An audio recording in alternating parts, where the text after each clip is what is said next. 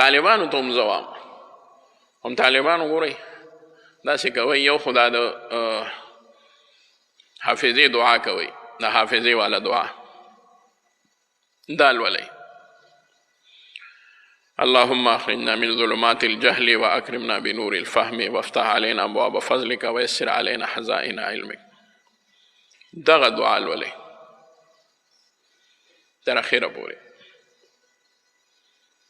دا د حضرت والد صاحب رحمت الله علیه هغه دعا وه چې وی چې زما په دې باندې ټول کار چلیږي نه یم خبرو زما نه هیر دي هغه ورځ ما سره اکثر میلاو شو خو دغه څوک علما را سره غالبا میلاو شو په سفر کې هنومان یې تپوس وکړه وی چې یو دعا ته ویلې وه ما ورته وی زما خو یاد هم نه ګورې دا ما دا موبایل باندې چې تاسو ما وینئ راوینئ نو دا مو وایي چې ګینې ته به بیا دا چک کې چې ما کله ویلي دي کله نه دي ویلي نه یم خبر ځکه چې ما سره دغه موبایل نه وي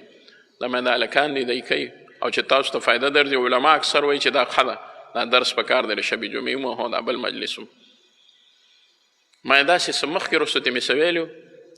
وی تا ووی هغې مولوي صاحب داسې ووی تا ووی چې زما پې کار روان دی ما بس یاد مې شو دا زمونږ والد صاحب وی چې زما پې کار روان دی ما زمونږ خو پې خود کار روان دی چې هغوی به وي چې زما په دې ډېر لوی کار روان دی زه چې درس ته کښېنم وي او دا مې ویلي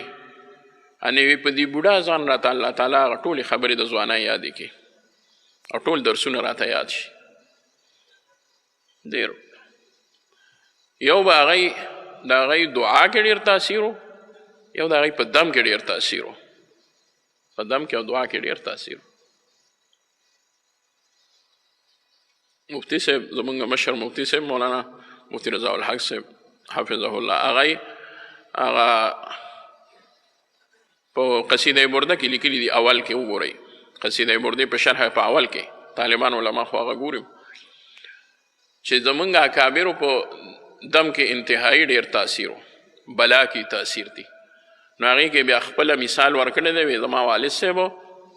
او بل مفتی محمود الحسن گنگوهی رحمت الله علیه د دارالعلوم دیوبند مفتی اعظم د هندوستان مو بیا او شیخ الحدیث د دارالعلوم دیوبند مو وی دی دواړه ما لیدلی دي چې دی کې ډېر لوی تاثیر د دم او دی کې الله تعالی اچولی او دعا کې هم ډېر تاثیر دی